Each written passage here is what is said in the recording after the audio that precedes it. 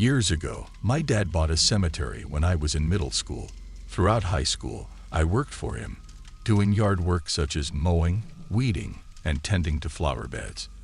Despite the occasional spooky sighting or eerie sounds, the cemetery was generally a peaceful place. However, the creepiest part was when we had to bury someone in the crypts. To access the crypt, we would dig about 5 or 6 feet down to reveal a massive pair of stone doors. After removing the doors, we would enter a tiny, cold, and dark room. These rooms could accommodate either 2 full-sized coffins or several children's coffins, which were by far the most challenging to handle. In the past, families would purchase one crypt, and all their cremated remains would be placed there. Some families would leave mementos, such as candles, flowers, souvenirs, and pictures of their loved ones, while others would just seal the crypt. It was eerie opening one of these crypts after over 50 years and finding melted candles and old pictures of the deceased inside.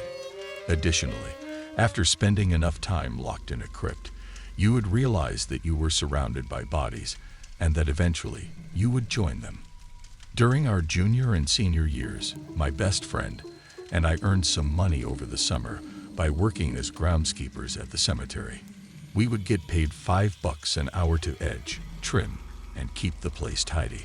We dug a lot of holes, raked many leaves, and even found some used condoms, empty liquor bottles, and beer cans scattered around the grounds as we zoomed around on a souped-up golf cart with our tools in the back. There was a widow who left unreadable notes on her husband's grave, and there were also many soggy stuffed animals left on children's graves. It felt wrong to throw these items in the trash, and doing so was even more unpleasant than digging holes. Working in the rain was also annoying, but it was still a good job, pun not intended. The creepiest thing I saw was a burned old-style baby doll that had been left in the graveyard. The doll had big iron nails driven into the spaces where its eyes should have been, which was disturbing. It was probably just a prank played by local college students, and my buddy may have been involved, but he never confessed. One foggy Saturday morning, I encountered something far worse than the doll, which was the naked corpse of a young woman my age. She had been strangled and brutally beaten, and her clothes were never found. The victim was identified as a neighboring high school student, and her murder was never solved. My friend and I were questioned by the police on 2 separate occasions, which was the scariest part. However, we had alibis and were eventually ruled out as suspects. I hope the victim is resting in peace. Since the dawn of humanity, humans have sought a means to commemorate the passing of loved ones. From the Native American sky burials to the Viking fire ship funerals, people have developed intricate ritualistic processes to cope with loss. Alongside this, there has also been a need for a space to remember those who have departed. In modern times, this has led to the creation of cemeteries and graveyards, which are shrouded in a deep sense of human mortality and revered as sacred spaces. However, not everyone finds comfort in such places, and their association with death has led to their portrayal as focal points of horror fiction. The irony of meeting a gruesome end in a graveyard is not lost on many, but it was the cruel fate that befell 2 unfortunate individuals, including 15-year-old Jessica Lynn Keene from Columbus, Ohio. Jessica was an exceptional student and a source of joy to those around her, earning accolades as an honor student and cheerleader. However, as she entered her teenage years, her behavior took a concerning turn, and she became increasingly reckless, self-destructive, and wild. Jessica abandoned her cheerleading practice, stopped hanging out with her usual friends, and began to neglect her studies, leading to a decline in her academic performance. After much deliberation, Jessica's parents attributed her erratic behavior to her relationship with 18-year-old Sean Thompson from Central Ohio. It was evident that Sean had a negative influence on Jessica, as he introduced her to vices, such as alcohol and cigarettes, which were previously foreign to her. The 2 of them would often stay out late, attending rock shows and hanging out in dive bars until they were kicked out for being underage. Jessica's school attendance suffered as a result of her late nights, and her parents tried everything in their power to get her back on track. Despite their efforts, they eventually resorted to placing her in a home for troubled teens against her will on March 4, 1991. Jessica was unhappy with her new living situation and began to devise a plan to escape. One evening, while the staff members were distracted, she slipped out of the secure building with only a bag of meager belongings. Her parents were outraged by the carelessness of those responsible for her safety and reported her missing to the Ohio police, who launched an investigation into her whereabouts. The prevailing theory was that Jessica was headed back to Central Ohio to be with Sean, but upon contacting him, the police discovered that he had no knowledge of her escape attempt. 2 days after going missing, Columbus PD realized the gravity of the situation. The lifeless body of Jessica Payne was found at the back of Foster Chapel Cemetery, which was just over 20 miles away from the girl's forced residence. Jessica had been physically assaulted and stripped of her clothing. Although she still had her ring and wristwatch on, her pendant bearing the word "taken" was missing. Shockingly, her on and off boyfriend became the primary suspect in her murder, but initial DNA testing cleared him of any involvement. The police speculated that Jessica had fled from the girls' school and, without any money, had tried to hitchhike back home. While trying to hitch a ride, 2 men may have offered her a lift, but she either refused or changed her mind about riding with them, leading to a foot chase that ended when she ran into the cemetery. In the cemetery, she tried to hide behind gravestones and fence posts, but the abductors caught up with her, leading to her demise. A nameplate was erected near the fence where her body was found, on which her name was inscribed. Marvin Leaf Smith Jr. was arrested in Burlington, North Carolina, in 2008 for an unrelated offense, and DNA evidence linked him to Jessica's case. He was subsequently extradited to Ohio, where he admitted in court in 2009 to raping and killing Jessica. Smith claimed that Keene had fled his car and ran into the cemetery, where she collided with a fence post and fell to the ground. According to Smith's confession, Keene was beaten to death with a tombstone, which was then discarded over the nearby fence. Police found bloody pieces of a tombstone where Smith had indicated. As a result of his confession, Smith avoided the death penalty trial that was scheduled for March 2009. Instead, he pleaded guilty to 1 charge of aggravated defilement and was sentenced to 30 years to life in prison.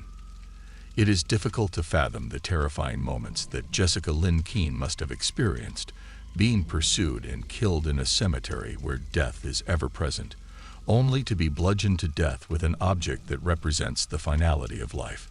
It seems that the Grim Reaper has a twisted sense of humor. Although it may seem strange, I have spent a considerable amount of time at my local cemetery. The site is quite ancient and holds cultural significance, which appeals to me. On occasion, I find myself more at ease among the deceased than the living. One peculiar area of the cemetery that I find intriguing is a small section situated off to the side. This section is filled with very old graves that are only marked by 3-digit numbers. I cannot say for certain how many of these graves exist, but I do recall seeing the numbers extend beyond 300. Some graves are marked with small flags, denoting that the occupant was a veteran of foreign wars. However, there is no name, date, or company inscribed on these graves. I have always been puzzled by the absence of identification. It must be dreadful to be lost to history and to occupy an anonymous grave. Nearby, there is another grave that is marked with a name, birthplace, and dates of birth and death. The grave inscription is entirely in Greek, and I once used an app on my phone to translate it. The translation revealed that the person buried there was born in Leucadia, Greece. What was most intriguing was that this grave shared a last name and birthplace with another entirely Greek grave located in a different section of the cemetery. However, the birth dates varied from 1900 to 1983, while the death date was identical for all the names inscribed. It appears that hundreds of people died on the same day. Despite my extensive research, Google yielded no information on a particular grave in one of the newer sections of the cemetery. However, I have noticed an unusual occurrence at this site. The grave is adorned with numerous notes posted by the wife of the man buried there. These notes are not limited to just a few. On some days, there are hundreds of them plastered all over the grave. The scribbled writing on these posted notes is poorly executed, with just a few words, almost like the woman is in constant conversation with her deceased husband. Although it could be a sister or someone else, I doubt that I will ever uncover the truth. Additionally, while I walked alone between the graves, I have seen and felt inexplicable things in my presence. A quick caveat: I am not a believer in ghosts. I describe myself as an agnostic person who does not believe in the concept of God, like most people. To me, God is an all-seeing, all-knowing presence without the costume of a giant bearded white man, akin to Santa Claus. However, I do believe that some things in this world are beyond explanation, just like the ancient scientists who could not explain why the sun seemed to move around the earth, only that it did. For instance, while I was studying the intricately carved morbid designs on a grave, a bird suddenly swooped down and landed on either the tombstone or the grave itself. On more than one occasion, I have observed cats meowing and pawing at seemingly nothingness, staring intently at something that I could not see. I am confident that there is a rational explanation for these occurrences, but contemplating them during a graveyard walk can become quite intense. The night my father passed away remains vivid in my memory, as if it happened only yesterday. I was just about to leave my apartment and head to work at the bar where I worked as a deputy manager. I was watching an episode of The Sopranos when my phone began to ring incessantly. Assuming it was my boss calling to ask if I could come in early, I took my time to answer. When I finally did, I received the news with complete nonchalance. If I had to choose one emotion to describe how I felt at that moment, it would be boredom.